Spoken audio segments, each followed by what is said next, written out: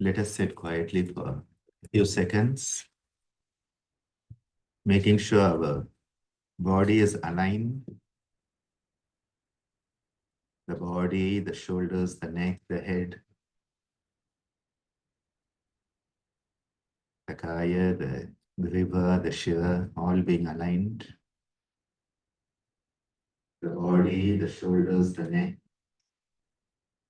Letting our mind focus inward rather than outward.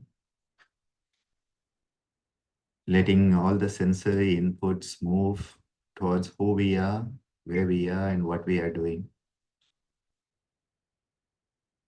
Focusing on slowing down your breath, letting it deepen.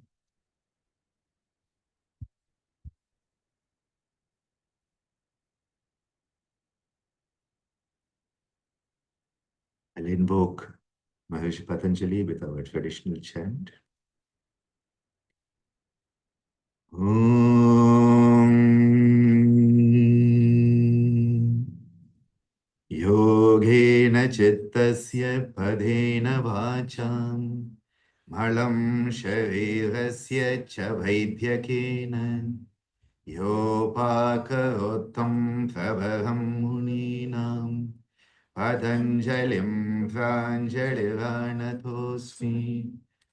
Om Shri Gurubhyo Namaha Hari Om. Gently rub your palms, placing them over your eyes, and slowly coming back to the bright light of the external world. First of all, I would like to welcome each and every one of you who's here in person with all your Panchakosha, and those who are watching it on Zoom, whose Panchakosha, especially the Annamaya, is in a different part of the country or the world, but is still focusing, hopefully, the other four koshas on what is happening here. As you know, Indian Yoga Association stands for not just unity in diversity, but celebrating diversity. Because when you say unity in diversity, it means everybody should look the same, speak the same, walk the same, dress the same. And then we become very robotic, monotonous. But the yoga tradition is a living tradition. And just like each river has its own qualities, each of the oceans and the seas have their own qualities. Each of our living parampara of yoga have their own qualities.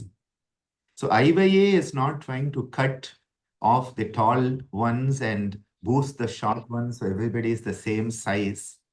But what we say is, let's celebrate the fact we are all diverse and yet we are all one at the same time. Today, my topic is on Yoga Chikitsa, which is my favorite topic. And I was born into yoga. So recently I celebrated my 53rd birthday, and someone said, Dr. Ananda, how long have you been in yoga? I said, well, 53 years plus 9 months. And that is the answer I always give, because I believe I was conceived in yoga. Because my father, Swami Geetananda Giri, my mother, Meenakshi Devi, Ammaji, were already spreading yoga across the planet. They were involved in running the Ananda Ashram in Pondicherry and had come together. And when they came together, it was with the purpose that there should be someone to take it forward into the future. So there was a lot of thoughtfulness, there was a lot of mental conception that went into my conception. And that is why I say it is whatever my age plus 9 months. People often ask me, Dr. Ananda, people love to talk about my life before yoga and my life after yoga. And some of you were saying you were in corporate or law or whatever, and then you found yoga or yoga found you.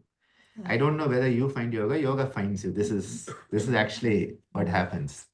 And so, you are able to have a story where what was your life before it, physically, mentally, emotionally, socially, financially, all that. And what happened when yoga came into your life? You have that narrative. And I always feel jealous of people who have that narrative because I don't have such a narrative. I don't have a before and after. So then I say I have to have previous lifetime narratives. So not in this lifetime, I have to say the lifetime before yoga and the lifetime in yoga. And hopefully after this, no more lifetimes because my only goal is Kaivalya. I'm very clear in my goal. Yoga Chikitsa is a topic that I love because I grew up listening to my father teaching. And my father was not only a great yoga master, a yoga maharishi, he had been a cardiovascular surgeon. And he used to tell his students, he said, I have operated on hundreds and hundreds and hundreds of people in those days. 6 months down the line, 12 months down the line, the same guy is back on my operating theater table because he has not changed anything. I removed the blockage, I did a bypass, corrected the physical pathology. The person did not change. And if you don't change, you're just going to degenerate.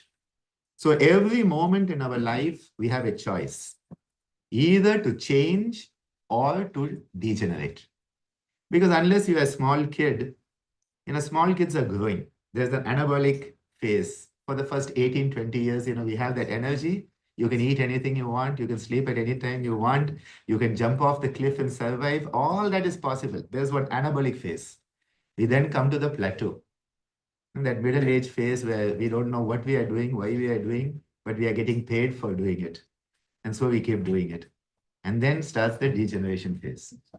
This is natural. And that is why acceptance of the fact that this is a human body is governed by the rules of Prakriti. Hence, this body will degenerate, disintegrate, whether we like it or not. That is the first thing we need to keep in mind. But just because it is going to degenerate, just because it is going to disintegrate, just because I'm going to die one day, doesn't mean I have to die today. Doesn't mean I have to let the degeneration happen in the next 2 years, whereas I could have managed for the next 25 years. And that is where the personal sadhana comes in. Because what does the personal sadhana do? See, we are teaching. That is okay, fine. Thousands of people you can teach, millions of people you can teach. All that is great. But you as a person, you are a human being. How are you constantly reinventing yourself? That is the most important aspect of yoga. And so I say there's a 2T formula. There are 2T's in yoga. One is transformation. Second is transcendence. Transformation and transcendence is what yoga is all about. And if you are practicing yoga and there's no transformation, no transcendence, ask yourself whether it is yoga in the first place. It may look like yoga. A lot of things look like yoga, but they may not be yoga because they are not manifesting transformation. You are to constantly transform into a better version of yourself every moment with every breath. Because every breath is a lifetime. If you look at the human incarnation, we are born and we live, manage, struggle, whatever, thrive, and we die. Between the first breath of life, where you inhale the Mahaprana and you are an individual being, that first breath of life and the last breath of life, where the prana goes back to the source, the drop becomes the ocean. This is what life is. The first grand inhalation, the last grand exhalation. Now, if that is life, every time you breathe in and breathe out, it is like a mini lifetime. So whenever people say, I don't believe in reincarnation, I say, do you believe in breathing? Yes. Every breath is a reincarnation. Every breath is giving you an opportunity to contemplate your connection with the cosmos. When you breathe in, and this is why a few things which are very strong to me, I'm going to put out. One is Never call pranayama breathing exercise. Breathing exercise and pranayama are like chalk and cheese. Okay? Chalk and paneer. Now, when you have paneer butter masala, I hope you don't put chalk pieces into it. You have some paneer butter, okay? It will not taste the same. That is the difference between breathing exercise and pranayama. The whole focus of pranasya ayamaha, the elaboration of the experience of prana. Now, people used to say it is elongation of the breath. If it is the elongation of the breath, in Bhastrika, what are you elongating? So it is not elongation of the breath. Okay, you are elongating prana, but in Bhastrika, it is short burst. What are you doing? You are enhancing. So I am saying ayama as enhancement, not extension, not lengthening, enhancing. When you enhance, it is a qualitative growth. It is a transformative qualitative growth that is happening. You are enhancing your experience of prana. That is what pranayama does. Now, no breathing exercise will enhance your experience of prana. It will enhance your respiratory muscle strength. Your intercostal muscles will work better. Your diaphragm will work better. Your pulmonary function test, if you do, it will improve. Yes, peak flow will increase.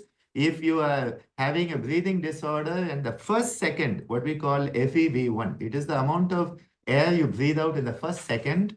Typically in asthmatics, it is very low. You will find improvement. Yes, breathing exercise can also give you that improvement. The pranayama will also give you that improvement. But pranayama also enhances your experience of the life force, prana itself. And that is why never calling yoga an exercise. Never calling asana an exercise. Asana is not an exercise. Asana at the most, my mother used to say, through the asana, you are exercising, if you want to call it an exercise, to exorcise. You know, exorcise, some of us are the generation who knows the Exorcist movie. Exorcise means to get rid of the booth, the devils and the abnormalities in you. What are the abnormalities in us? Our old samskaras and vasanas. They are the booth, not the outside booth. Those samskara and vasanas, you want to get rid of them. So exercise to exorcise the old conditioned patterns, which are samskara vasana. Samskara vasana leads to the klesha. Klesha leads to the karma. Karma leads to you coming back again and again into the same room, not knowing why you have come. Once you find out why you have come, you don't have to come back to this room. That is the message. So when we are talking about yoga chikitsa, it is not just, Dr. Ananda, tell me which 5 asanas will help in hypertension. I call that yogopathy. Like Ganapati, Dhanapati, and Lakshmipati. You can have yogopathy. Like allopathy, homeopathy, naturopathy, osteopathy, yogopathy. So yogopathy ka matlab kya hai? You have hypertension, I teach you left nostril breathing. You have diabetes, I teach you Ardha Matsyendrasana. You have neck pain, I teach you Brahma Mudra. This is yogopathy. What does it mean? I am using yoga techniques to treat somebody else's diagnosis, of which I may not even know what it is. I've heard that name someplace and I'm giving you some yogasana and I'm saying I'm practicing yoga therapy. That is not yoga therapy, that is yogopathy. What is yoga therapy? It is yoga chikitsa. And in yoga chikitsa, the first and foremost approach is you are not dealing with the disease or the diagnosis, you are dealing with the individual who has the health disorder. It is person-centric, not disease-centric. That is the first difference. Yogapathy is based on disease. Some doctor has told my patient has cancer, what are the asana, pranayama and meditation I can do for cancer? And you are putting it together. That is yogapathy. I am not saying it will not work. It will work. Just like I said, breathing exercise will improve your lung function, but it will not enhance your experience of prana. Same thing here also. Yogopathy is not bad, but please understand it is not yoga chikitsa. In yoga chikitsa, you want to understand what is the adi behind the vyadi. What is the Adi behind the Vyadi? What does that mean? What is the cause? What is the root behind the manifest symptoms? In the Yoga Sutra, and I loved what you said about keeping the theoretical aspect, because yoga, when you especially work with it as a teaching methodology or a therapeutic modality, never keep it only the practices. The principles of yoga, the philosophy of yoga, the science of yoga, the art of yoga, and the spirituality of yoga should always be kept in it for it to be yoga chikitsa.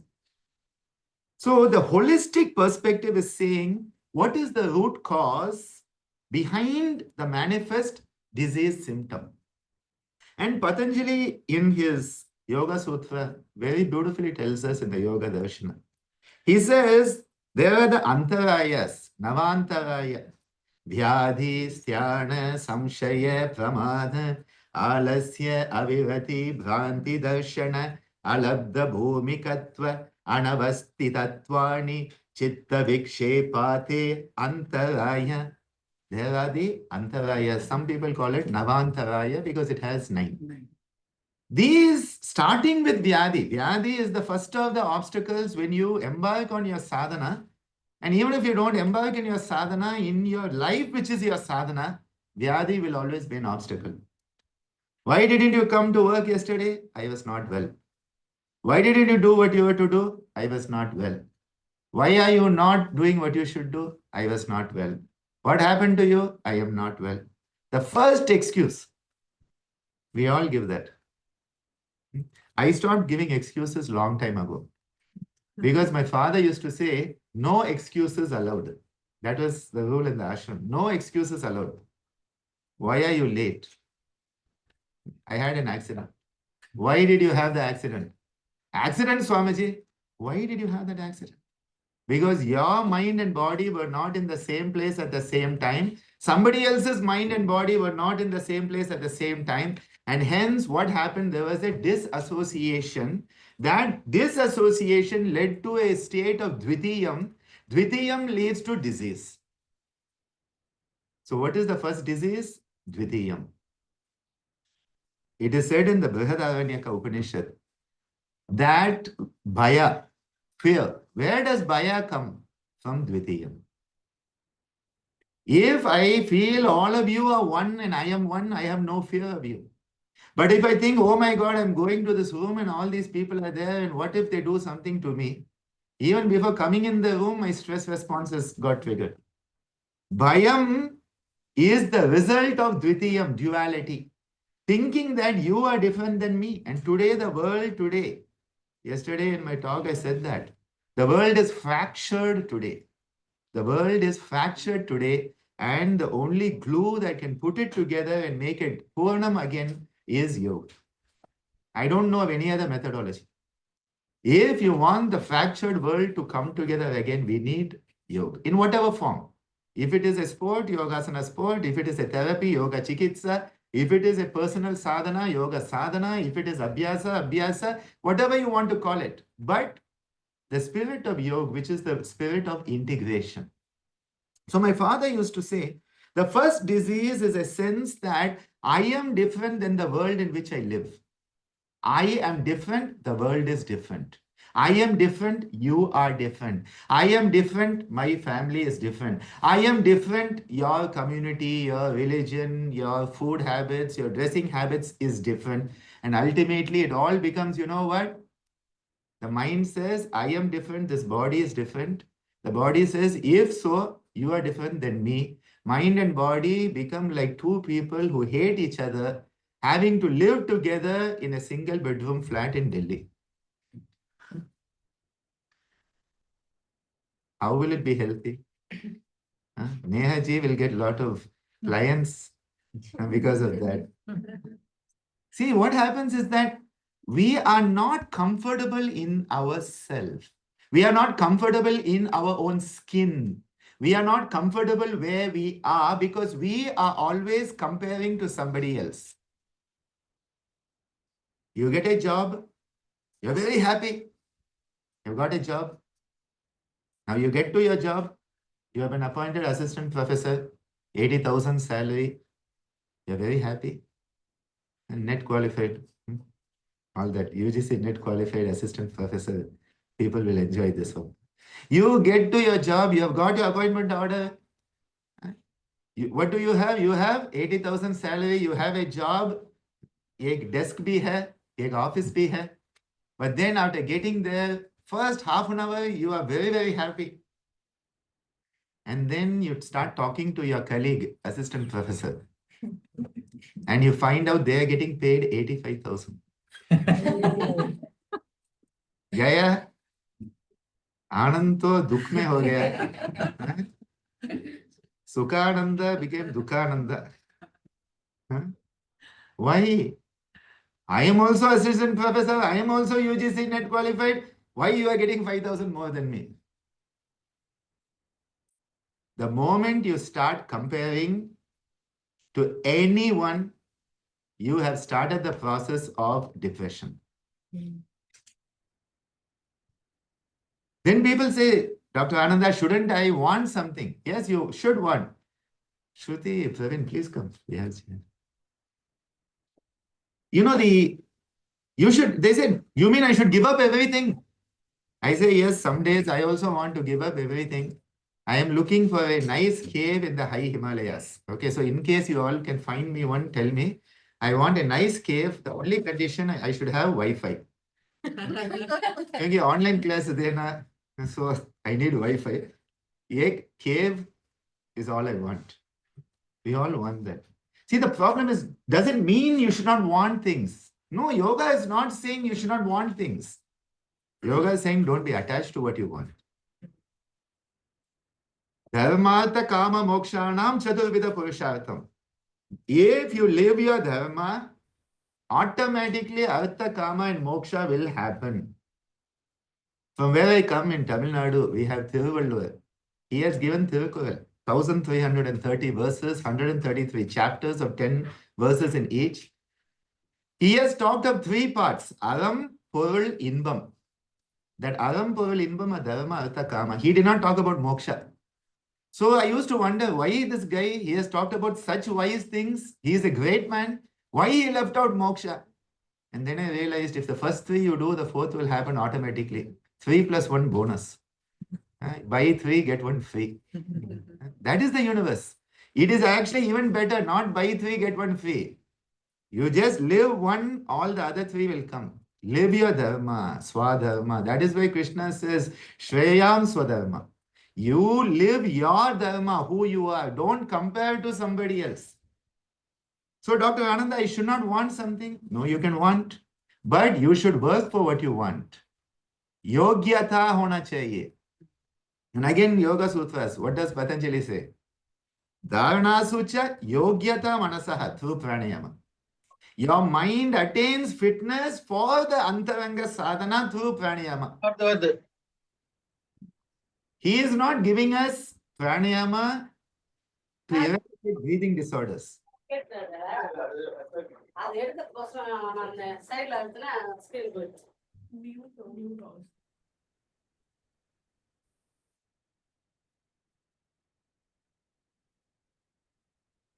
ஏன் voice வரலங்க?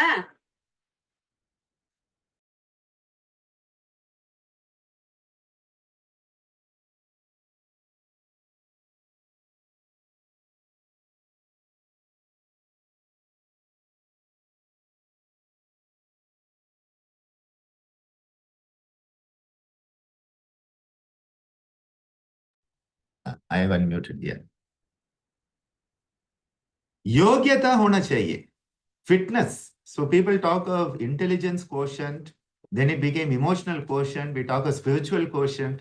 I say there's something called Yogyata quotient. You should have that fitness. What does that fitness mean? It means that you are worthy, worthiness quotient. You become worthy of your aspiration. So I'm using another word. Instead of expectation, try to find aspiration. Because expectation will always lead to disappointment. Every month, Shruti works with me for Yogvani, Deepak ji designs. There will be expectation. If expectation is there, disappointment will be there. So I say no expectation, only aspirations. The aspiration is Yogavani should represent IYA and what it stands for. That is what we aspire. When you aspire, you will grow to fulfill it. When you expect, you will want to downgrade others so that you are better. When you are working on yoga, pati, it is always an externalized process. When you look at yoga chikitsa, it is an internalized process. And this is why you have to look at what is the adi, what is the root. Again, Thiruvalluvar says, Noi nadi, noi mudal nadi, adu tanikkum vai nadi, vai pachayal. Look for the root cause. Look at the disease, symptoms, Noi nadi. Look at the root cause. Noi mudal means adi, the start. Mudalvan, that's why Chief Minister is called Mudalvar. Noi nadi, noi mudal nadi. Look at the disease and its symptoms. Look at the root cause. Find the appropriate remedy and apply it judiciously. See, I'm using a good word, judiciously. Same thing you find in the Yoga Darshana, Yoga Sutra, and the Krishnamacharya tradition, which is one of the major traditions that has given us Yoga Chikitsa methodology, talks of this as Chatur Vyuha model. Heya, Hetu, Hana, and Upaya. What is the Heya? When somebody comes to you, what is the problem? What is the manifest issue? You have to talk to them. If you don't talk to them, how you will know what is the problem? And when I say talk, I don't mean ba ba ba ba ba ba ba ba ba. Talking ka matlab hai listening. Active listening. You should give them a space. I'm happy today I have Shvetika, I have Garima here. Both have been with me in Pondicherry at our institute in the hospital. You have to create a healing space. You have to create a safe space. Your yoga chikitsa place, your yoga training place should be safe. People should come in and feel, I can let my guard down and just be myself. Because the moment you start to pretend and you put up pretenses, you cannot be healthy. When you let down everything, that is where healing can occur. And healing starts with relaxation. So if somebody comes into your center and they don't feel relaxed, how can you heal? You may call yourself a healer. You may have a board that says you're a healer. You can have IYA Yoga Chikitsa Ratna. You can have YCB Therapeutic Yoga Consultant, right? So poor people, they're like, he's supposed to promote IYA certification and he's doing this. Huh? You can have Yoga Alliance 500 hours. You can have IIYT certified yoga therapist. I can talk because I was the first Indian to be certified as IIYT therapist. You can have all of that. But if people don't feel at ease with you, healing cannot happen. If people cannot stop pretending with you, you will never know the root cause. Often when you talk to them, what is your problem? Sir, diabetes. What is the problem? Sir, diabetes, sir. That is somebody's diagnosis. What is the problem? Then they start. Sir, so much of stress, sir. In COVID, I lost my job, sir. We all know that. We have all been through COVID. We know the stress. My cortisol levels went so high, I put on huge amount of weight and now I have lost 18 kilos over the last few months by saying, get back to normal Ananda. You have to be in Ananda, not in Dukkha. Remember? Sachita Ananda, not Dukkha Ananda. You have to be at ease. So what happens? What is your problem? Sir, stress. Common problem? Stress. Why do you have stress? Again, I go back Dvitiyam. Because you have thought the other person is a threat to you. It is called threat perception. Today, we are living in a world where everybody is perceived as a threat to us. We are afraid somebody will take our job, our house, our work, our money. So we are always, I want more, more, more, more, grab, grab, grab. put it under the belt, put it under the chair, put it under the bed, hide it under the sand, put it in stock market.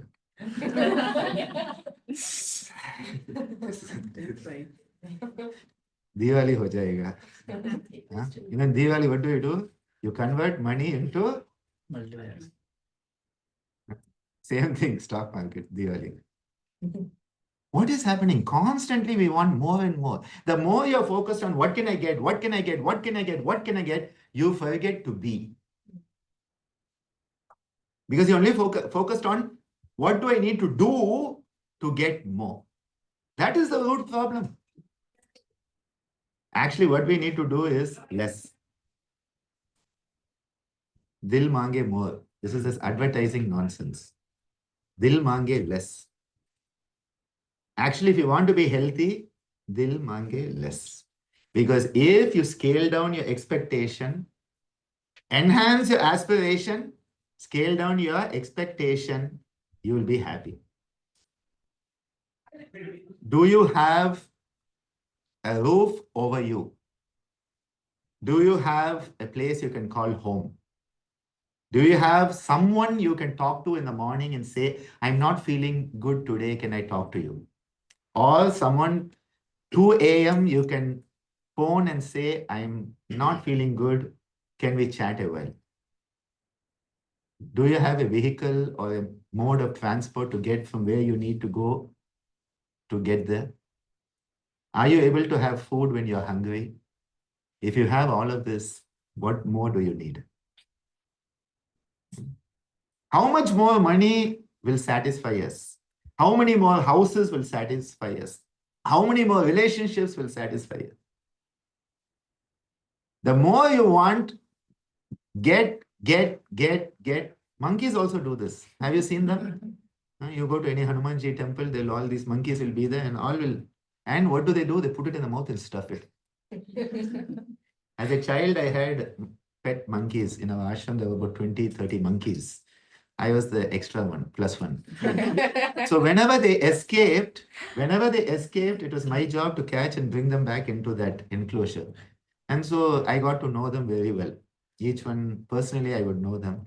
Long before, as a doctor, I saw human birth. I saw birth of monkeys. I saw birth of dogs. I saw birth of cats. I saw birth of deer. We had deer in the ashram. How valuable, how precious every life is, I realized as a very young kid. Much earlier. What does the monkey do? It puts. Why it puts here? So that other monkeys cannot get. Stuffing the mouth. We are also stuffing. What are we stuffing? Junk. The more junk you stuff into you, the more you become a junkyard. And that is why one of the very important things we do is, we just do this. We can all try it. Shall we just shake a little bit? Give a nice shake. Maybe we'll just stand up when sitting for some time. Stand up a little bit. Give a nice shake. Now shoulders also. Give a nice shake. Head shake. Beautiful. Shake. Up. Down. Right. Left. Make a nice circle. Don't hit anybody. Don't poke out anybody's eyes. Drishti yoga ho jayega. Okay, now catch hold of all your tension, all your stress and hold it tight. Breathe in. And now throw it out. The moment you throw like that, you feel light. Let's do it again. A nice shake. Shake. Say a nice dance. Karna chahiye. Nritya yoga ho jayega. I'm sure Devsena did some of this when she was here. Okay? Fast. Shake. Now catch hold of all the tension. And throw it out. Beautiful. Please sit down now. See, the moment you did that, what happened? You felt lighter. Why do you feel lighter? Because instead of getting, which makes you heavy, and if you become heavy, what happens? You become depressed. Because you cannot stand up. You see people, when they're happy, they'll be like this. When they're depressed, what is this? This is the load. Why are you carrying that load? Because you have put the load on your own shoulder. And in stress, we have a concept, it's called allostasis. Because stress is at the root of all disease. You call it Adi Vyadi, you call it psychosomatic disorder, whatever name you want to give, stress is at the root. And long ago, Sri Krishna tells us, Dhyayato Vishayan Pumsa Sangasteshu Pajayate, Sangat Samjayate, Kamat Krodho Abhijayate, Krodhat Bhavati Sammoha, Sammohat Smriti Vibhramshat Buddhinasha Pranashchati. It starts with Dhyayato Vishayan Pumsa. I want that. I see that, I want it. This is a nice camera, I want it. This is a nice mic, I'll take it home. I want. From want, you don't get. When you don't get, you get angry. When you get angry, what happens? The whole process of intellectual capacity is lost. When your emotions go up, your limbic system, when your limbic system becomes overactive, when you become emotionally volatile, you will not be able to think straight. And that is why you ask anybody who is living, they will have things they regret in their life. Most of the things we regret in our life, we have done when we were emotionally volatile. Nobody will tell you, oh, I was very calm and quiet and composed when I did that, but I regret it. You won't get that. I was angry. I was depressed. I was sad. I was jealous. Kama, Krodha, Lobha, Moha, Mada, Matsarya, the Shatripus. And that is why Patanjali tells us, what is his methodology to counter that? He says, Pratipaksha Bhavanam. Develop the contrary perspective. Today they call it cognitive behavioral therapy and psychology, CBT, another intellectual property theft. But it's been around so long that we cannot do anything about it. Long ago, Patanjali, what does he says? He says, when there is a vitarka, that is the starting point. Like Dhyayato Vishayam Pumsa, vitarka is the starting point. Vitarka himsa daya. For example, himsa. Why does he say himsa? Because violence is the lowest aspect of any living being. Violence is the lowest aspect. And that is why non-violence is such a high choice. Violence may not be a choice. Non-violence will always be a choice. Because to be non-violent, you have to exercise what I call the superpower of being human. The superpower of being human is the power of choice. Viveka Buddhi.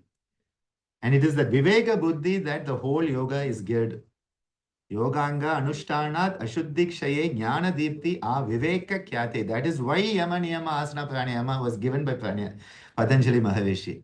Not so that you can cure diabetes and hypertension. He gave it for Viveka Kyati Jnana Deepti so that Kaivalya will be attained. Which is why that is the ultimate goal. Everything else is popcorn and peanuts. The main show is Kaivalya. Remember that. So coming back, what does he say? Vitarka. The vitarka, for example, himsa adaya, himsa et al, etc. Adaya ka matlab hai, etc. et al. So it means all the Yama Niyama. You take all the Yama Niyama, put the opposite of them, they are vitarka.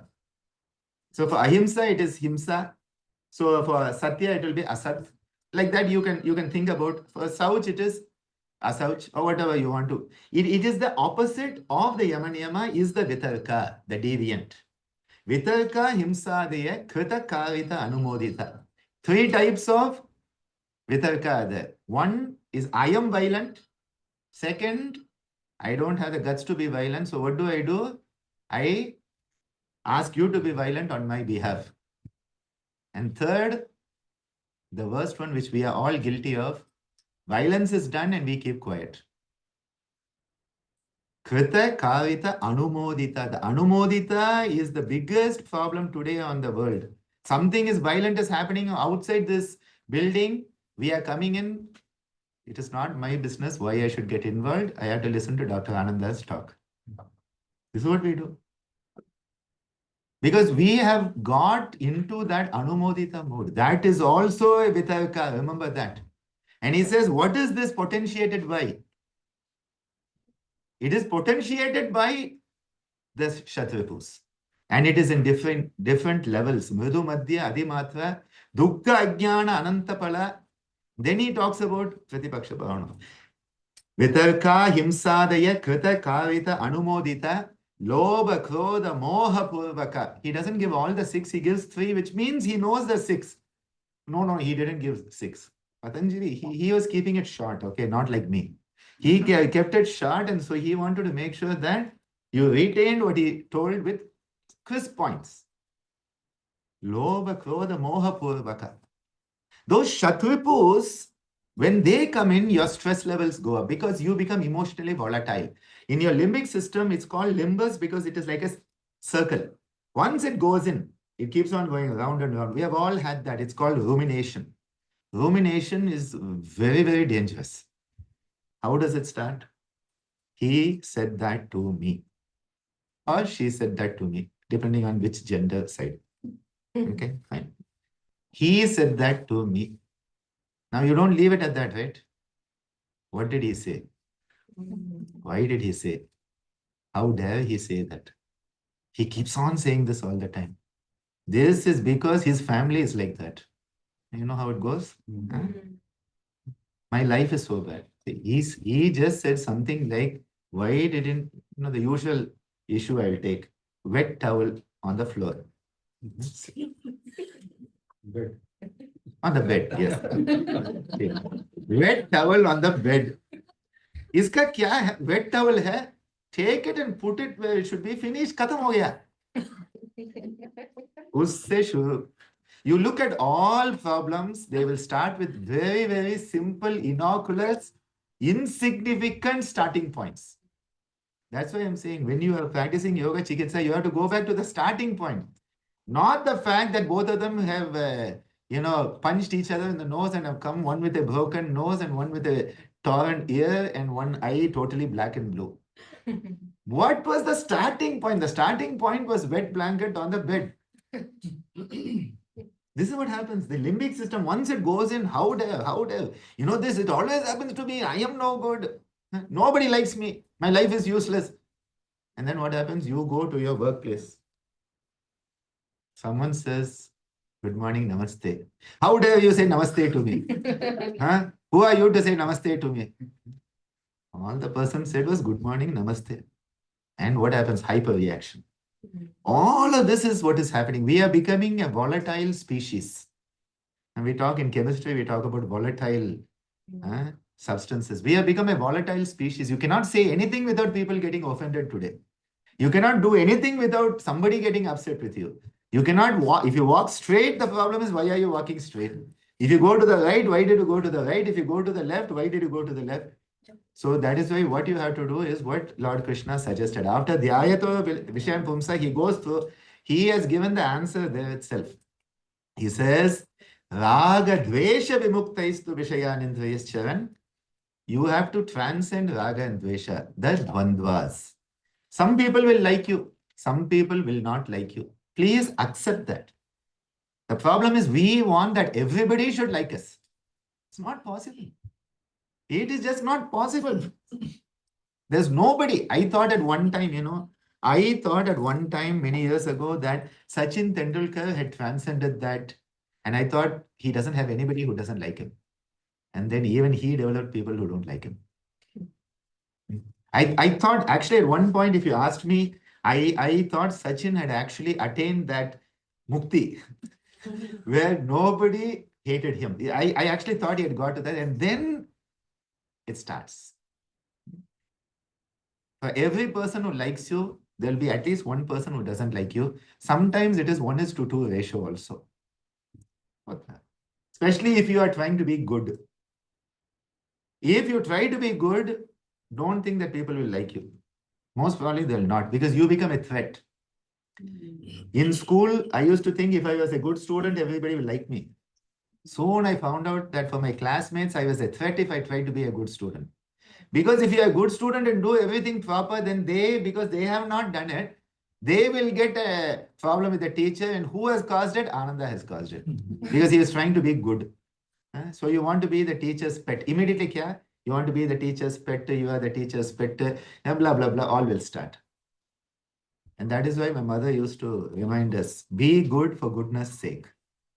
Be good for goodness sake. Do good for goodness sake. Live yoga for yoga's sake, not for anything else. And that is why when we are thinking of yoga therapy, we have to move away from yoga for hypertension, yoga for diabetes, yoga for, you know what it sounds like? If I say yoga for diabetes, so what does it sound like? Yoga for diabetes. Do yoga, get diabetes. Yoga for hypertension. Do yoga, get hypertension. But we have all used that. I also used to use it. My old DVDs and videos on YouTube have that. Then about 10 years ago, I said, change the language. I said, managing diabetes through yoga. Managing stress through yoga. Again, yoga for stress. का मतलब है, do yoga, get more stress. Huh? No. Managing stress. And managing stress, how do you manage stress? By facing stress. If you avoid stress, you will never manage it. It's called a maladaptive coping in psychology. The more you try to avoid it, the bigger it will become. So what do? You have to face the stress. And that is why it should be a yogic approach to stress, where you are not saying stress is bad. Please remember, stress itself is not bad. The perception of stress is where the problem lies. There is a stress. That stress comes into us. In us, it creates a tension. Our system is put into a tension. Our homeostasis starts to become what is called allostasis. Allostasis का मतलब है altered homeostasis. So think of it that way. Homeostasis का मतलब है I stand, my body systems want to be normal. I sit, my body systems want to be normal. I lie down, my body systems want to be normal. That seeking normalcy physiologically is homeostasis. Now what happens due to stress? Everything has gone ulta pulta. Ulta pulta समय, how to maintain some normalcy is allostasis. So instead of my blood pressure going here, this is homeostasis. My blood pressure is brought down. My blood pressure goes down, it comes up. This is homeostasis. With stress, what has happened? It is now here. It is going here and here. Pulling it back to the mean. This is allostasis. Homeostasis is within the normal level it is trying to maintain. Allostasis, because of stress, it has got abnormal. Abnormal system is trying to be packaged as normal. You have stress, you have a problem, you are trying to say everything is normal. People ask you, how are you? Normal. You're not normal, but you're trying to act normal. That is called the stage of resistance and stress response.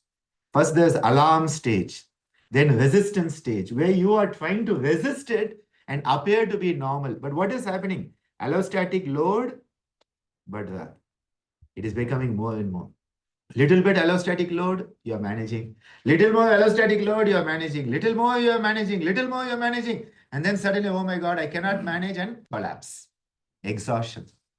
That stage of exhaustion is where psychosomatic disorders will manifest in its completeness. And so we are saying, last week he was normal, today he's died of heart attack. He was not normal last week. The allostasis was trying to make it look normal in an abnormal situation. And because nobody cared to find the root cause, we forgot to save a life. If someone had really asked him, what is the problem? And listened to that person, he may not have died of a heart attack. And this is why, please remember, whenever people want to talk to you in your circle, even if you're busy, try to give them some time. You may be saving a life. You don't know, you may be saving a life. There was a time at night I used to switch off my phone so that I could sleep. And then a person known to me committed suicide. And I know that person had tried to contact me before committing suicide. After that, I haven't put off my phone at night. I haven't had such calls. I've had one or two in the last 20 years. But even at 2 a.m., 3 a.m., if somebody is calling you and you can talk to them 5 minutes at the cost of your sleep, you may have prevented a suicide at that time. Just remember that. And as a yoga therapist, as a yoga sadhaka, as a yogacharya, whatever, if one person you can impact positively in your life is well lived. One person. Anything above one is bonus. LIC ka bonus. Anything above that is a bonus. Remember, whenever we feel bad, we don't have enough students, and things are not going well, all yoga teachers have this problem. Okay. I remember the greatest Yogeshwar. What is Lord Krishna's success rate? Lord Krishna का success rate बहुत बेकार है. He says, of thousands of people who are there, one will want to come to me. So already 1 out of 1,000. Out of thousands, not just thousands, one wants to come to me. And then of thousands who want to come to me, one gets to me. 1 in a million. Krishna ka success rate, 1 in a million. So if you have 2 in a million, you're already better than Yogeshwar Krishna. That's why I'm saying one person. If in your life, I tell all my medical students in our university, I say, if in your life as a medical doctor, if you can positively impact one person's life, your life is well lived. So coming back, the stress that comes into us alters the homeostasis into allostasis. Allostasis keeps going up and up. At one point, we don't have the resources to manage it and we collapse. And that is where the full-fledged psychosomatic disorder manifests. Before that, it manifests at a psychic stage. You are not feeling comfortable. You are not feeling at ease. You know, we get up and we don't feel like ourselves. You get up and say, I don't feel like myself today. Something is off. That is the psychic stage. If at that stage you manage it, you come back to normal. If you don't manage, it becomes psychosomatic. Psychosomatic mein kya hai? That imbalance which is at the psyche, this is more Vijnanamaya Kosha, Manomaya Kosha type of imbalance. It starts to come into the Pranamaya Kosha, and in the Pranamaya Kosha, your blood pressure goes up. You go and check it, 150 by 100. Kya hai? You check your blood sugar, 165, fasting. Kuch gadbad ho gaya. But then what happens is life is giving you chance to manage things. Your stress is managed. Everything is back to normal. Everybody's happy. Wet towel is not on the bed anymore. It is being put in the right place. Everything has been solved. You go and check your blood pressure is again 125 by 86. Okay. Your blood sugar is back into about 110. Okay, chalo, acha. Not as bad as 165 fasting. Okay, 110 I'm telling. You have come back to something. So there is a temporary fluctuation physiologically. That is the psychosomatic. But then it comes back to normal. But then if you still don't deal with the stressor, if you still don't address the root cause, it becomes somatic. And in somatic stage, what happens is now it has become permanent. The hypertension is permanent. Whenever you check your blood pressure, it is elevated. Whenever you check your blood sugar, it is elevated. Whenever you do anything, it is abnormal.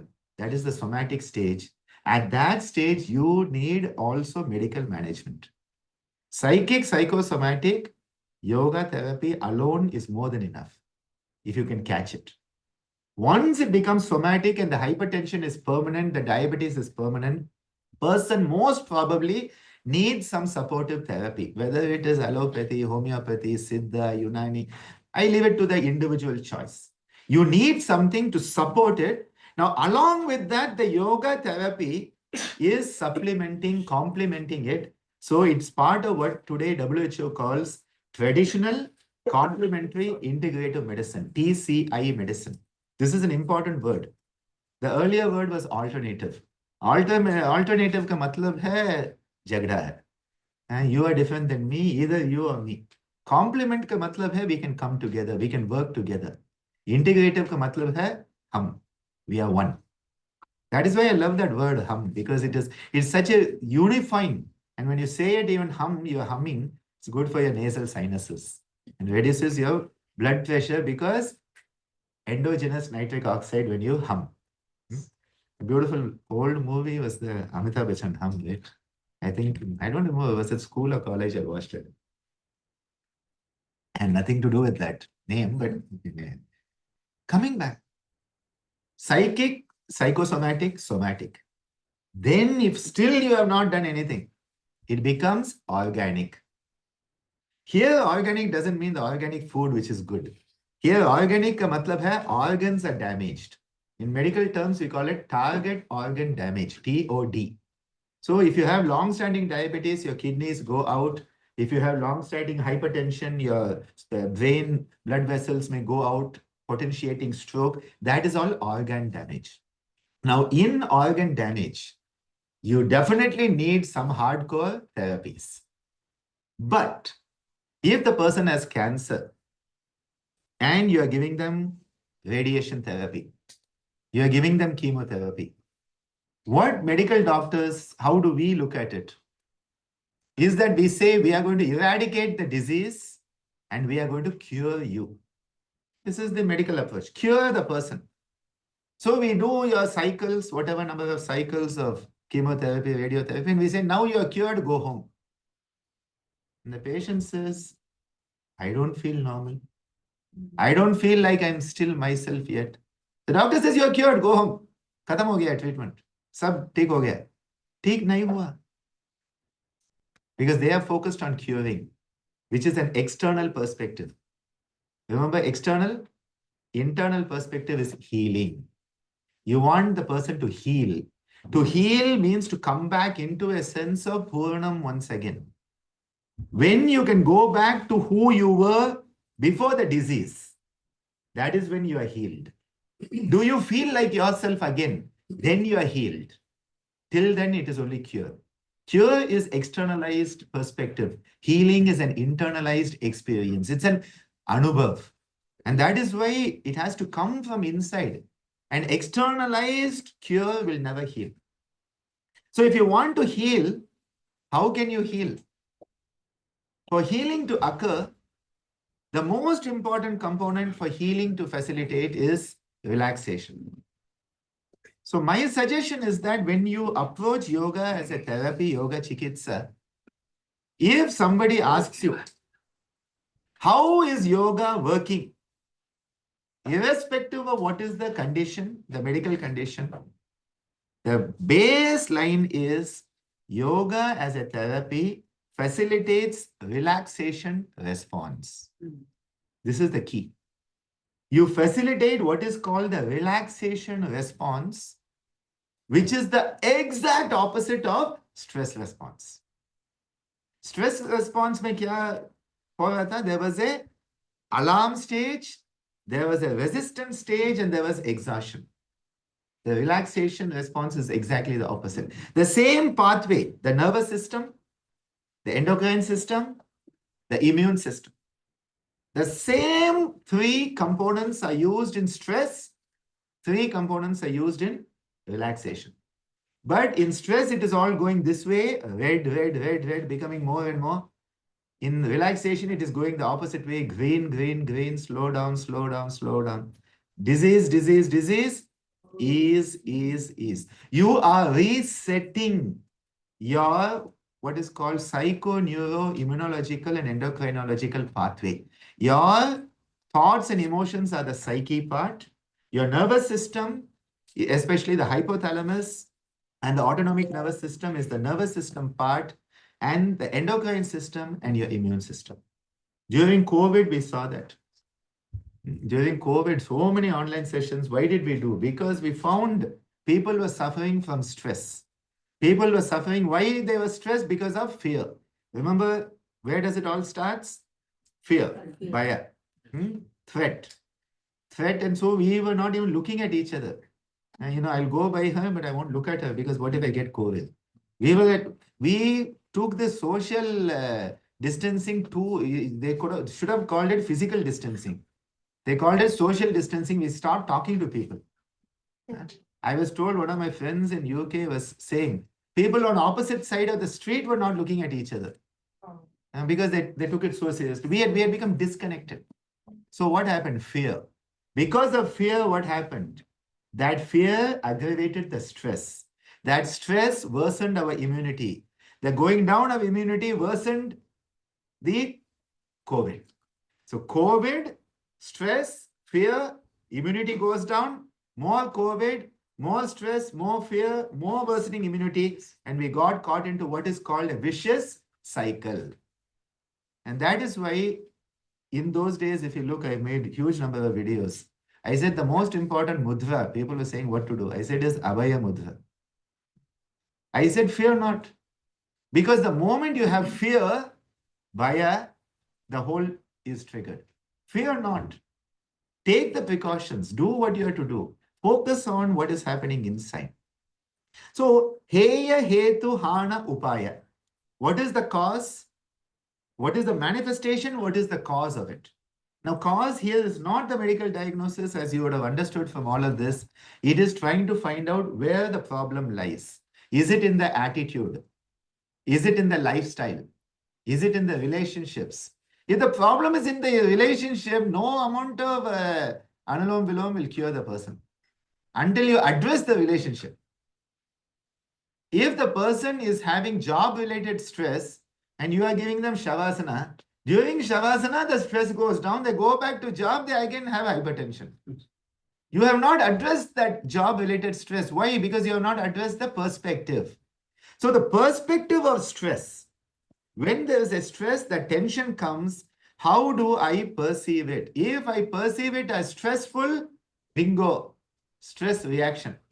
If I say, this is okay, I can manage it, relaxation. So here it is like, on that, it's like the road is dividing. In the Kathopanishad, it is said there is a Shreya Marga and Treya Marga, same type of thing. There is the stress Marga and relaxation Marga. You can choose which marg you want to go on. Of course, in Delhi, you travel on the footpath also. That's a different one. That I don't know what to do. When my daughter came for the IYA meeting, she said, Appa, in Delhi, people are driving only on the footpath all the time. I'm like, that is the speciality of Delhi traffic. And you have the main road and then you have the sidewalk. I thought it was only in Pondicherry they did it, but here, what to do? We always want a shortcut. Shortcuts are always dangerous. And most shortcuts never lead you to where you need to be because you have not earned what you're looking for. If you don't earn it, remember worthiness quotient, yogyata, you will lose it. So from going get, you should start to go to give. This is where the opening of the hands is so important. When you open, to give, you have to open the hand. When you give, your heart opens because the heart is connected to the hands. Your hands are an extension of the heart. That is why your hands should serve. That is why the Seva Bhavana is so essential. The more you serve, the more you give, the more your heart opens. The more your heart opens, the more the prana can flow. The more the prana flows, the more relaxed you are. The more relaxed you are, the more you heal. The more you heal, the better you are going to be, the you that you need to be. So you have the problem. The second part is what is the cause? Third is then as a yoga therapist, you have to see where do we want to go? Hana. So Heya Hetu Hana. The Hanam is not your goal. And this patient has come to me, I want this to happen. What does that poor person want? You have to talk to them. What do they want? Because I have seen this. Patients come with cancer and the yoga therapist is thinking, I have to cure them of cancer. You ask the patient, what do you want? I just want to sleep. I just want to sleep. My sleep is disturbed. Please give me some yoga practices to help me sleep. That's what they want. Their goal is to sleep. Now, what you have to do is put their goals first, not your goal. Remember, you are approaching the person with the disease, not the disease. And that is why it is personalized. What do they want?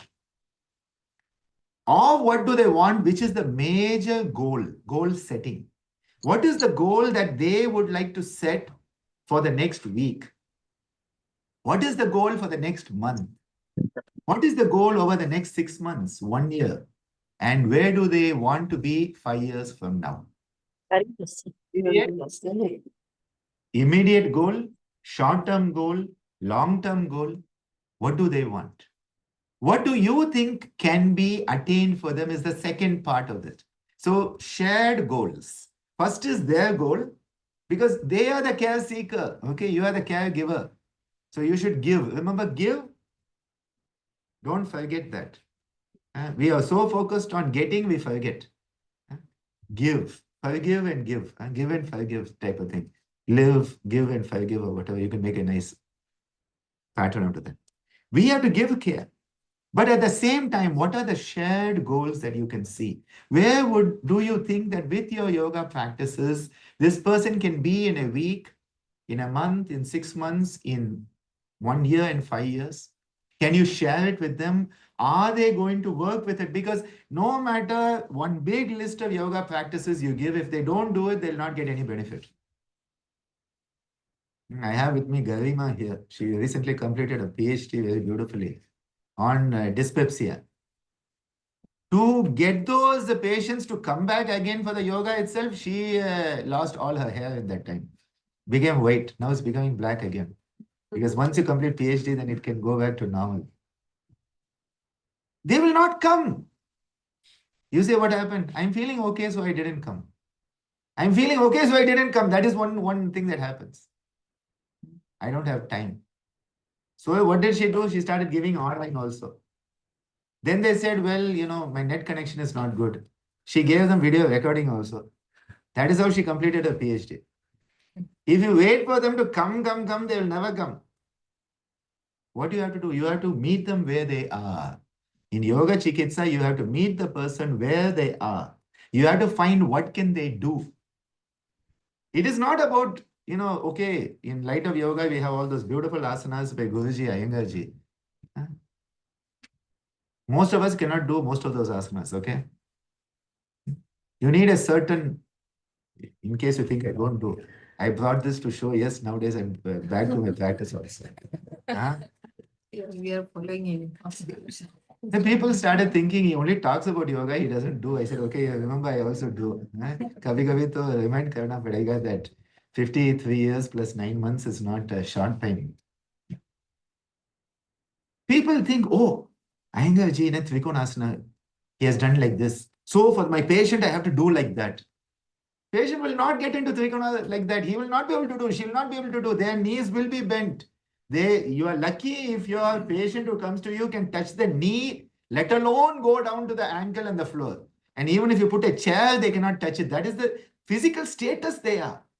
So don't look at the form of the asana. In Yoga Chikitsa, one of my key messages these days is, don't look at the form of the asana, look at the functionality of the asana. What do you want to achieve with that asana? You want to help them stretch the right side.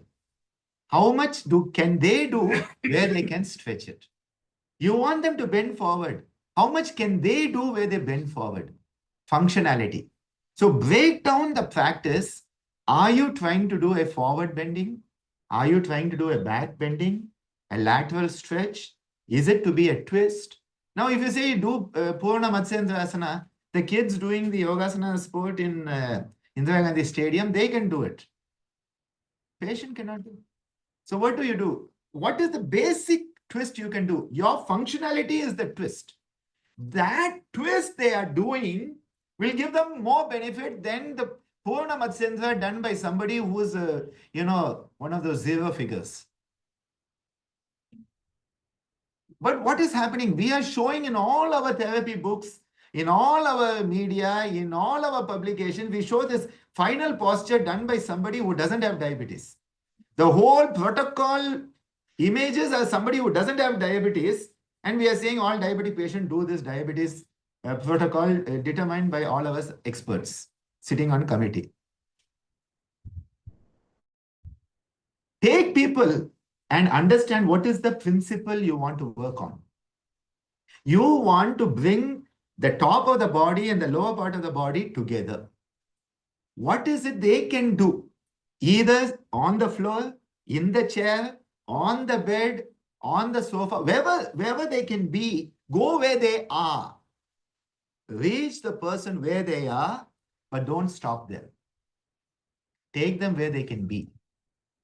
So I am not giving an excuse for teaching a yoga practice that doesn't look like yoga at all. I'm not giving an excuse for that also. You may have to start with the person doing the mildest possible practices which will benefit them and then slowly extend them. If the person is initially in the chair, over the next few weeks or few months, can you get them onto the floor? How do you get them onto the floor? By regularity. By giving them confidence that what I am doing will not hurt me. Because we are scared. The first day they come and they say you have to sit on the floor and you have to meditate for 10 minutes. Gaya.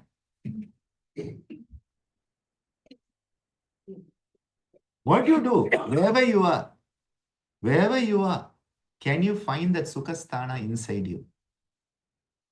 If you are driving a car, can you find that Sukhasthana? I'm not suggesting close your eyes there. Open-eyed,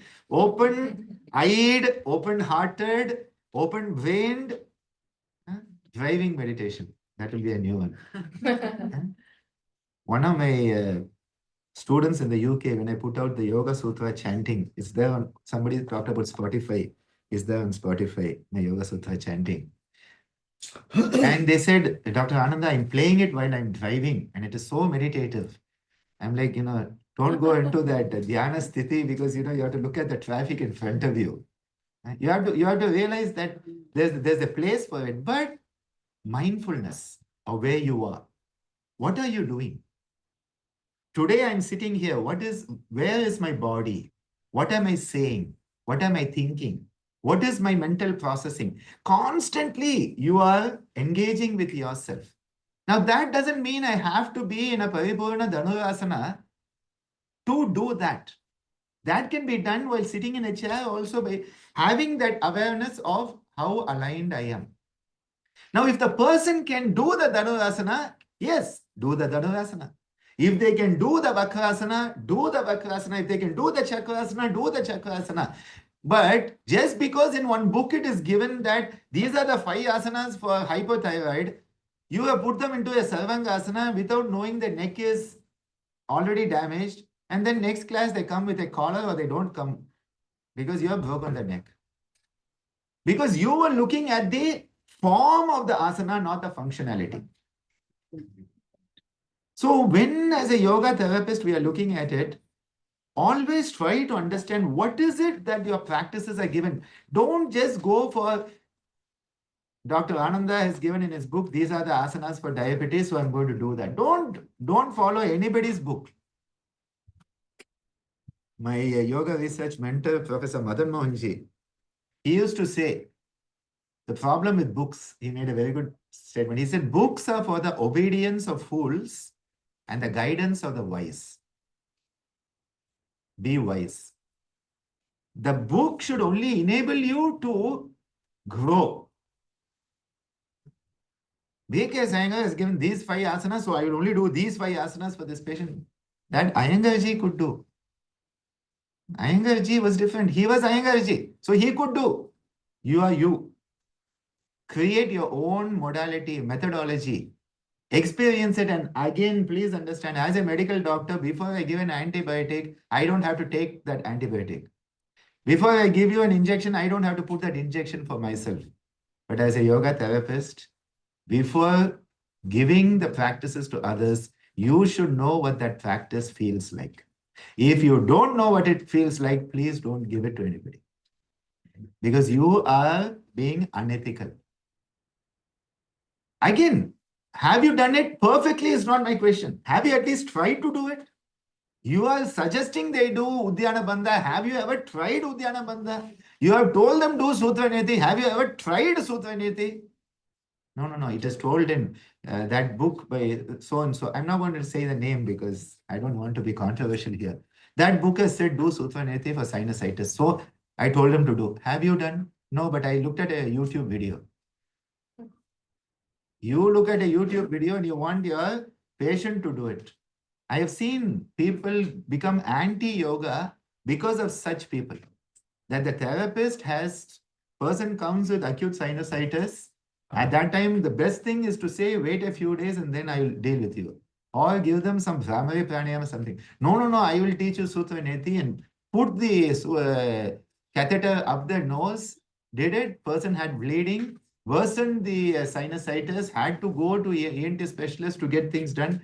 Today, that physiology professor, if I say yoga, she'll run away to the other building. You have created somebody who now hates the term yoga itself because you have not understood what that practice is. And that is why, in closing, heya hetu hana upaya. Look at what is the problem, understand the cause of the problem, try to understand it, and read upon it, learn about it. Because yoga therapy is not just asana therapy. Yoga therapy is not just technique therapy. Yoga therapy is life therapy, where you have to help the person find what are the goals in life, what are the expectations, what are the problems, listen to them, and share with them the solutions you may have found in your life. But again, one more very important thing is they often ask, Dr. Ananda, you have given these options. Which one do you think I should take? Be very careful of this question. This is the trick question in Viva, okay? And they'll say, which one should I take? My answer is always, you are not me, I am not you. I cannot make the decision for you. I can give you the information. I can give you what are the pluses and minuses.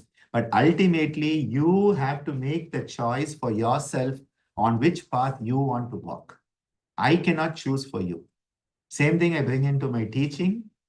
I never tell any of my students, you do this. I'll tell them these are the options. After that, it's up to you. Same thing with my kids as a parent. These are the options. Fine. I am there to support you. We as a therapist, we as a teacher, we as a parent, we as a human being are there to support each other, not to compel others to do what we want. And then when you do that, you will know what are the goals. And then you will have the upaya, what are the tools that need to be applied. So please try to practice yoga chikitsa, not yogopathy. Shwetika made a beautiful PPT on that. I think it's online in academia. If you want to read stuff, there are more than 550 publications on academia. You can download all of them for free. I believe in copy left, not copyright.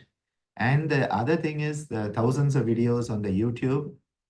Again, I don't suggest you just follow what I say. Listen to what I say, read what I've written, imbibe it, practice it, experience it. And then if you feel that this works for you, start to share it with people who are looking for that.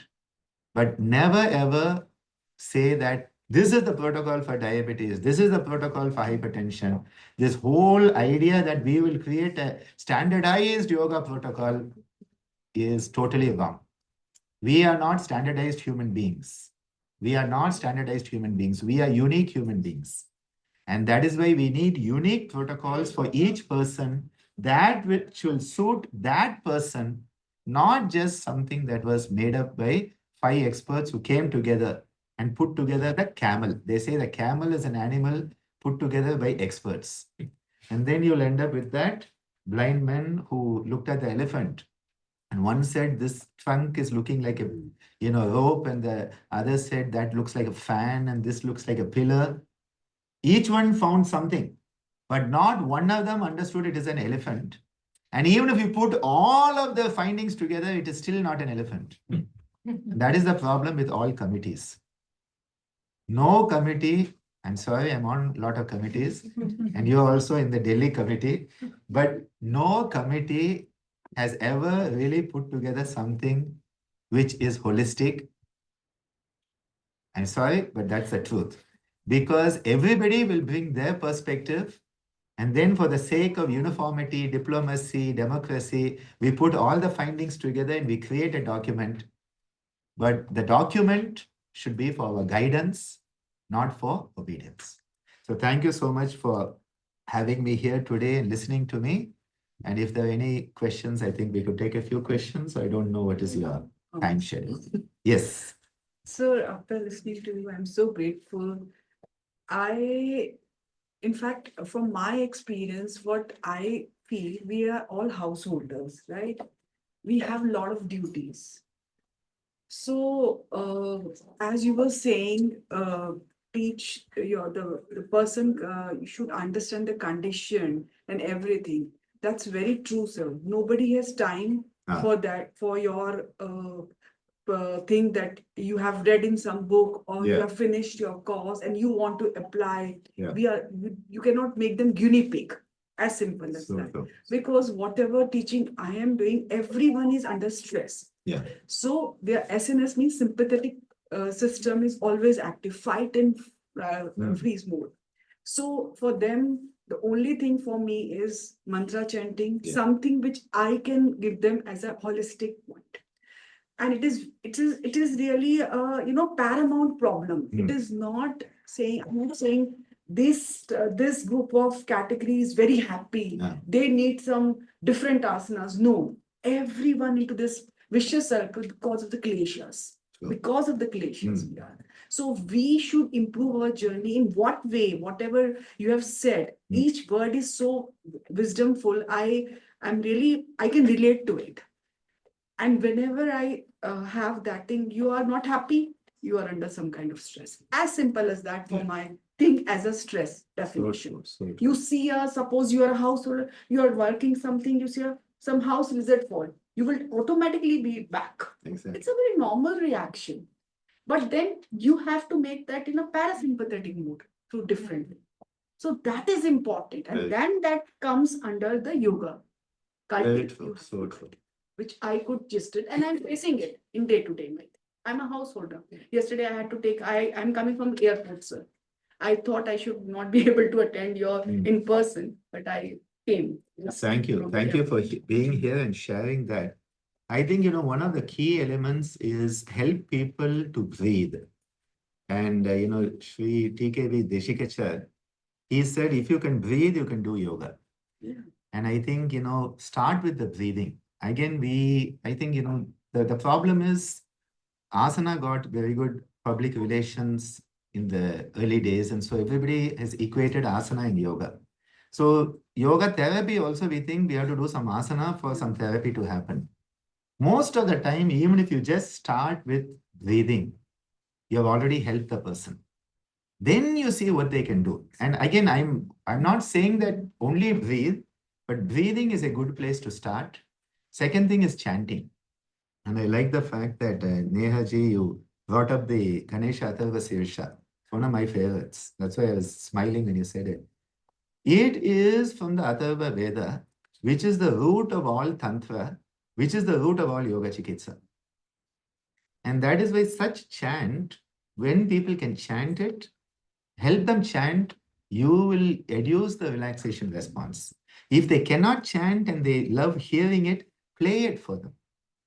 And if not, there are people who may not like the chanting, they may not like a certain tune and all, at least just have them hum. And I say just humming itself.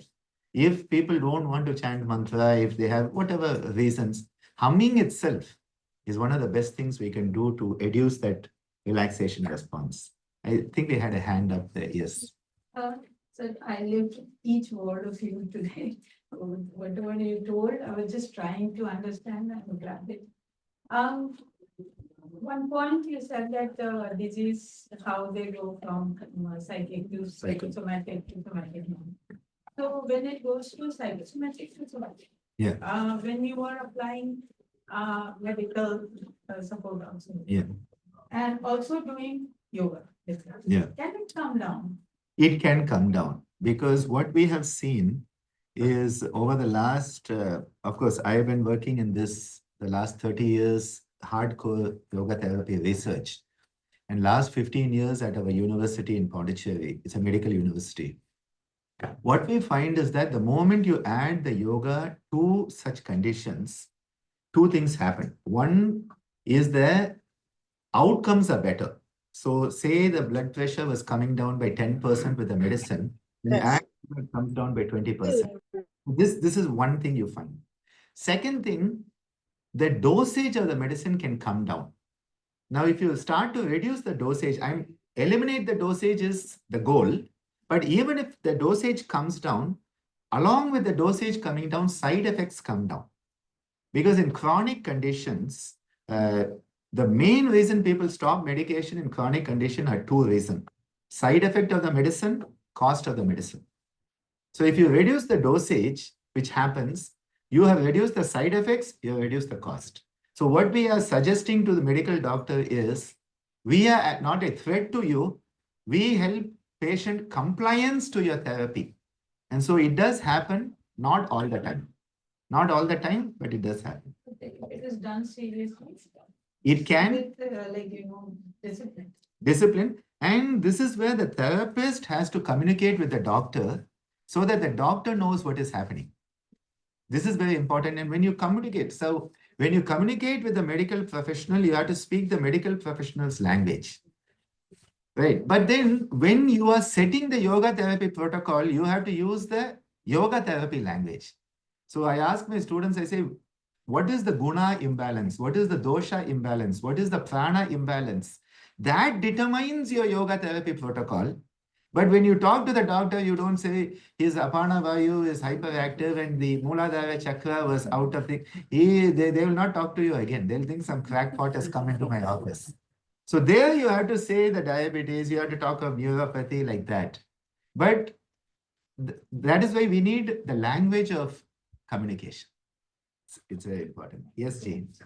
So I'm so happy that I came here. I came here for the first time, and every word that you spoke, it makes so much sense. And I have practiced for 43 years all along my life. I'll just share an example with someone, like you said, humming. Yeah. There are people, when they start doing any particular exercise, they would get a rejection from their body. Yeah. But you have to keep it practicing because it's not going to give any harm to them. And the humming I have practiced when I travel abroad. If I'm in a plane, I don't get the jet lag. It's true.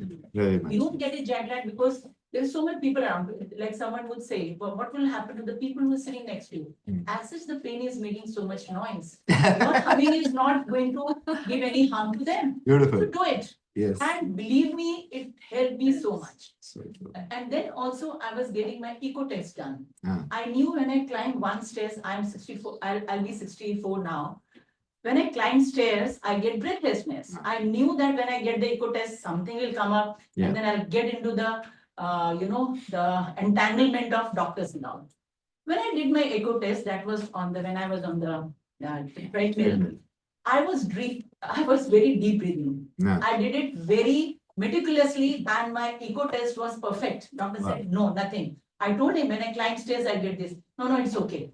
He did not bring me into the get into the trap, get your other eco test done. So what I say, and what you said, it really ignited me, because my kids would ask me, Mommy, did you do yoga today? I did not sit on the mat, but I do yoga throughout the day. So true. Yes, So true. they do not understand this. Yeah. What is this, Mommy? You sit down and no. If I'm actually मैं भी बात कर रही हूँ, लेकिन मैं जब आपको सुन रही हूँ, I can always deep breathe. Exactly. I'm in a state of meditation. I'm in a state of yoga. I'm cooking. Who tells me to do everything the way I'm doing? It's okay, but I can always chant. So I can true. always listen. So that is the beauty. And what you told, yes, I do healing of my own self and my loved ones. Yes. And it is very dependent on that individual. So true. You don't have to say that, okay, you do this or you do that. You have to go to the root cause. And I'm so happy. And I want to take this platform to do some research with you or your institution. Thank you. Please, Thank you I'm so very much. IYA yoga research is now picking up, and we have Rakesh ji taking things forward. One more thing. Yes. 15 years back, I was traveling a lot. I was working.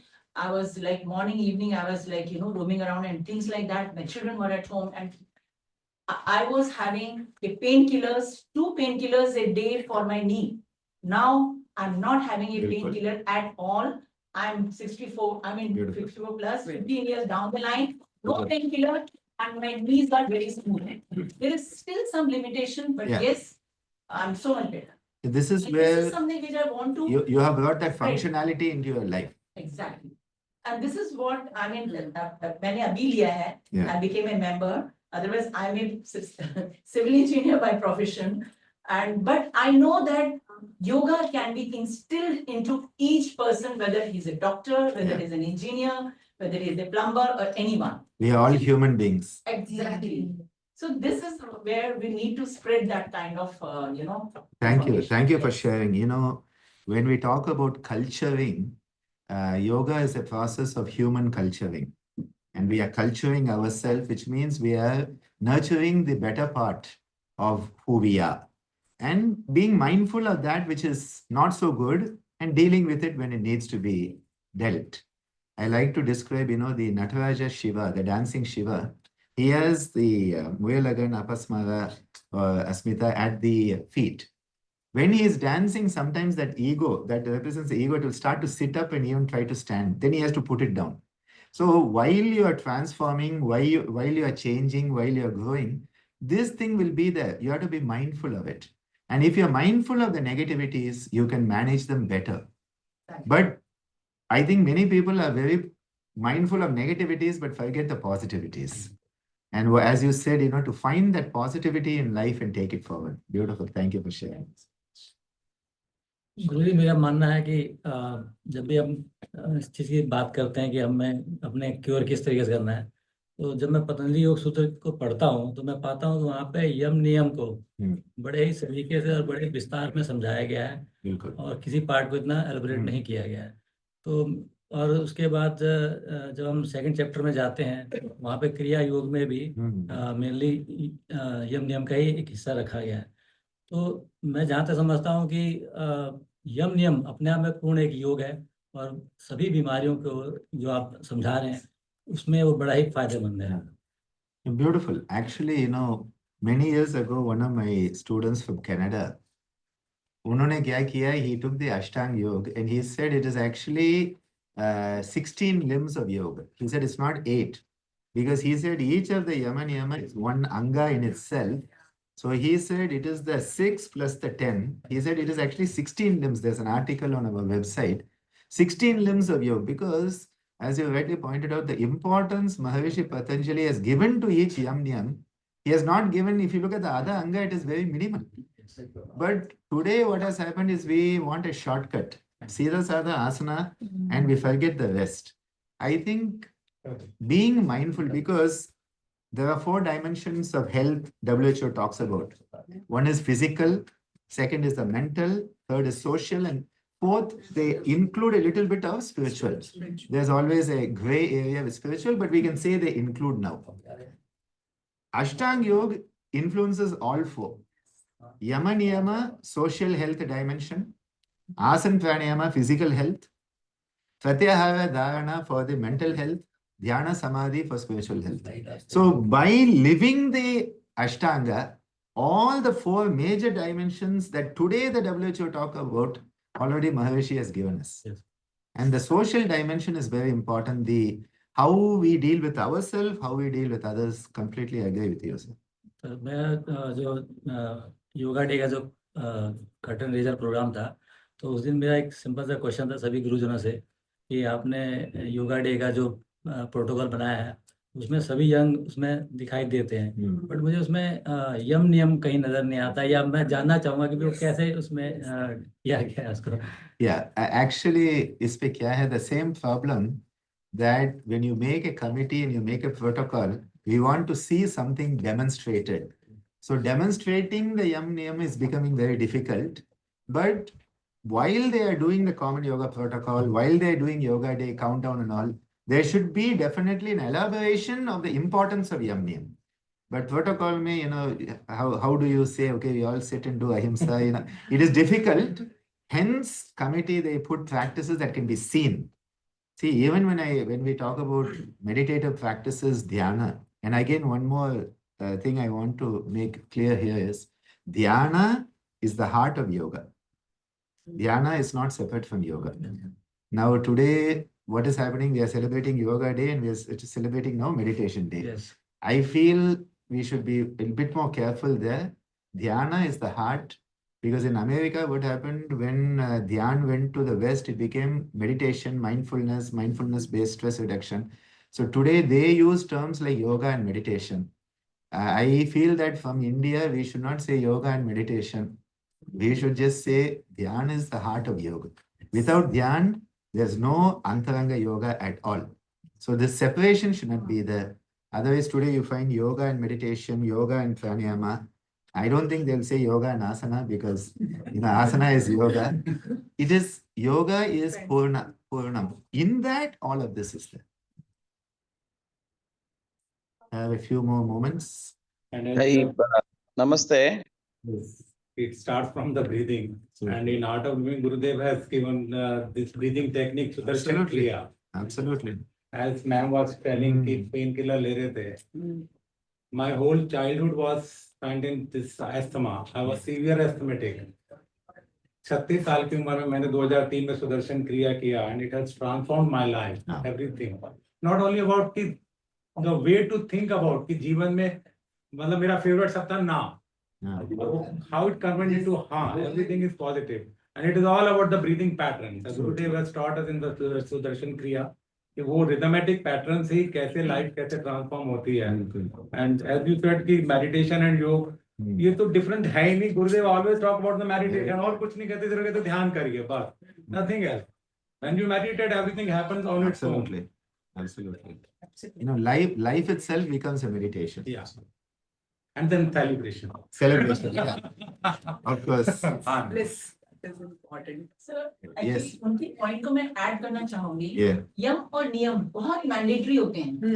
I mean, आप उसको बिल्कुल ignore नहीं कर सकते when you Yes. go to the next 5 steps. So So it is assumed that the person who is able to do some yoga, अगर yogic pose बताओ, लेकिन उसने यम और नियम नहीं follow करे, तो it is not going to be beneficial in the long run. very true. Definitely यम और नियम को कोई importance नहीं देता, but वो उसकी foundation बनती है. आप बिल्कुल. मान के चलो, अगर आप सोचो कोई बिल्डिंग बना रहे हो, मल्टी स्टोरेज बना रहे हो, बहुत स्ट्रॉन्ग बना रहे हो, एक अर्थक्वेक जोन जहां 4 है वहां बना रहे हो, लेकिन यम नियम टाइप की आपकी फाउंडेशन अगर नहीं है नहीं. तो कभी उस टाइम पे नहीं चलेगा. That is what I feel. In fact, my father Swamiji used to say that, without the Yam Niyam, he said it is no option yoga. He said Yam Niyam is no option yoga because Patanjali said Sarva Bhauma Mahavratam. But he used to say that if you do not have that anga and you only practice the physicality, it will only make you better at whatever you are. So if you are a criminal, you'll become a better criminal. That's what you will become. It will not change you because it is the other aspects that bring about the transformation. So you go and teach a criminal very good asana, you have strengthened what they are. So one has to be careful there that, until the Purna Swarupa has brought the transformation, as you rightly said, the transformation and then transcendence, those two. Okay. I get one of these badges. He's making sure he's pinned to my heart.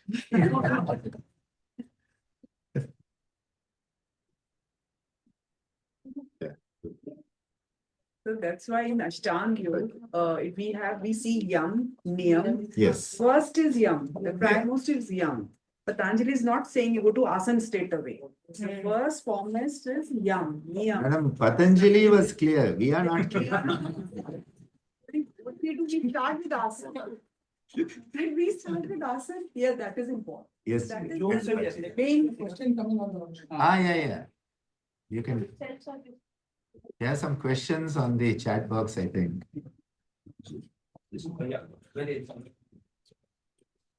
Namaste. Can we? Bhaiya, namaste. Namaste.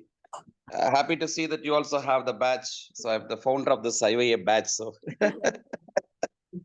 anyhow, so like continuing with this Yama Niama discussion, what I was hearing. Yes. So what I always think Yes. is just sharing. There's no question. I'm just trying to share because after Yama Niyama, the sutras we see only for asana is Stiram Sukham Asanam. And Prayatna Chaitanya Ananta Samapati and all those Dvandva, so all those. So where according to maybe in Hatha Yoga and other scriptures, asanas, specific physical postures are mentioned. So when Patanjali says asana is that when you maintain stiram sukham, is he not mentioning about when you are maintaining in life the Yama Niama? Then when you are having stiratva of the Yama Niyama principles in your life, then you have sukha in your life. Then you transcend the dualities in life. Then you go to this Ananta, all pervasive consciousness. So it could be that way also, and we need not take that asana. Asana is a state of being, right? So it could be about the being established in Yama Niyama, through which you experience sukha and transcend dualities and get established in the all-pervasive awareness, is what sometimes I feel could be the reason that he didn't go into specific physical postures, not even one posture or anything. So true. I completely agree, Subbu Bhaiya. You know that sthira sukham is not only the physical posture, it is in our existence itself. Are we having that sthirata and sukhata every moment? And are we, see, some moments we won't have sukha, okay? When you are traveling in the heat in Delhi traffic, you won't have sukha. But can you come back to that sukha from the dukkha? So how much can we come back to that sukha and that sthira is actually very important in life itself. In fact, my father used to often ask people, what is your asana? He would say, what is your asana? They are like, what do you mean, Swamiji? You mean my favorite asana? He said, no, what is your asana? Where are you in sthirata and sukhata? Where do you find yourself in sthirata and sukhata is your asana, not just the asana you do. Well, then it transforms, as we say, yoga off the mat. But the only thing I always remind people when we talk of yoga off the mat, we should not forget the yoga on the mat is also important. Otherwise, we'll become armchair yogis, like we're all sitting in chairs now, where we talk about yoga, but we don't do anything about it. So that way your current series on asana practice is motivating all of us to do. So I was enjoying your class for the kids at, was it as SBSA? yes. It was beautiful. Today I was watching the Nache Bolenath in Natarajasana. See, this is how we have to teach. When we talk of therapy, we only think of people who have disease. One of the most important aspects of yoga therapy is as preventive health measure by starting with the young people so that we prevent many health challenges. Thank you, Subbu Bhaiya, for bringing that perspective. all your blessings.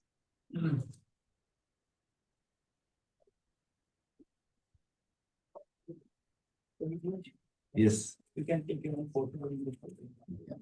So we'd like to thank everyone who joined online. I see Shaktima Devasana also there. உங்களுக்கு வந்து இங்க பெரிய fan கூட்டம் இருக்கு. எல்லாரும் வந்து they are all remembering your energy from your time here. So thank you for being with us. Want to say anything? Unmute பண்ணலாம்னு நினைக்கிறேன்.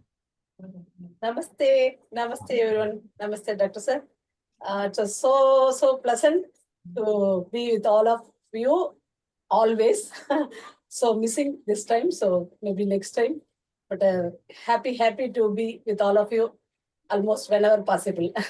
It's a good satsang for me. Yes. Thank you. Can I ask the one doubt that Yama Niama, it's more than time now? No. It's okay. You please. Because we are practicing the whole aspects is there in yoga, but still with the people, it's always very easy to go out of the track that, as Swamiji says, whatever they are, that guna they have from the, how they born, where they born, wherever they brought up. So with that, that guna is very strong with them.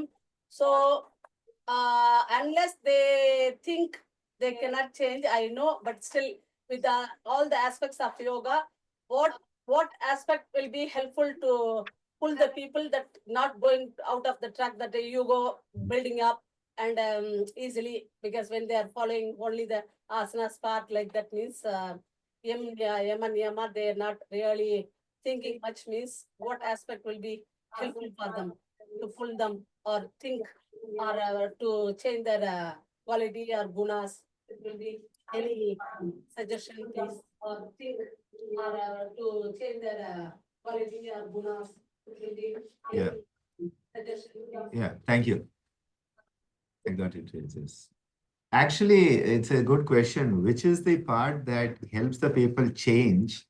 I think I would give two answers. One is the Pratipaksha Bhavanam has to be brought into our consciousness, that we have to be aware what is happening and try to change it. But in order to be aware, the key is Swadhyaya. So I believe that Swadhyaya is a must for all yoga sadhaka. And Swadhyaya should be done, as Ammaji so beautifully says, watch yourself without identifying, without condemning, without justifying. So watching yourself without identification, condemnation, or justification is awareness that you understand yourself, you understand the plus, you understand the minus. We call it a SWOT analysis: strength, weakness, opportunity, threat, opportunity, and challenge. Sometimes SWOT they call it. That Swadhyaya will enable you then to move into Pratipaksha Bhavanam and change that which you can change, accept that which you cannot, and have the wisdom to know the difference between what can be changed and what cannot be changed. So I would say the combination of Swadhyaya, Pratipaksha Bhavanam, and then remember that Ishvara Pranidhana, Sharanagati is ultimately the key to everything. That is why Ishvara Pranidhanat Samadhi Siddhihi. That state of Samadhi comes from Ishvara Pranidhana. But we have to go Swadhyaya. So my key here is Swadhyaya, Pratipaksha Bhavanam, Ishvara Pranidhana, which is not too different from Kriya Yoga, Tapas Swadhyaya, Ishvara Pranidhana also. Thank you for that question. Sir No, थोड़ी no, देर की request है मेरी. no wet towels question. Question नहीं है sir, मेरा एक request है. मुझे लगा कि यम नियम सभी का एक फेवरेट टॉपिक है, तो नेक्स्ट टॉपिक मेरे ख्याल से अगर हो जाए. मेरा फेवरेट टॉपिक भी यही रहा है, और कई बार किसी बात करता हूँ तो मैं ये कहता हूँ कि यम से पहले नियम है. वो सर फजली ने लिख दिया है, क्योंकि सिमिलरिटी में बोलने में यम नियम आसान है, पर मेरा मानना ये है कि नियम पहले और यम बाद में. Actually, I will share with you on my YouTube channel. There was one series I did totally on Adhikara Yoga. Because Yam Niyama called Adhikara Yoga, you become an Adhikarin, you become fit for the yoga practice. And it's available on YouTube as a playlist. So we have gone into each component. And during COVID, I did 108 days, continuous sessions, 108 Saturdays, where I've looked at each component of the Yam Niyama in 40-45 minutes discussions. Everything is there. It's up to people to enjoy it. Okay, we have a group photo.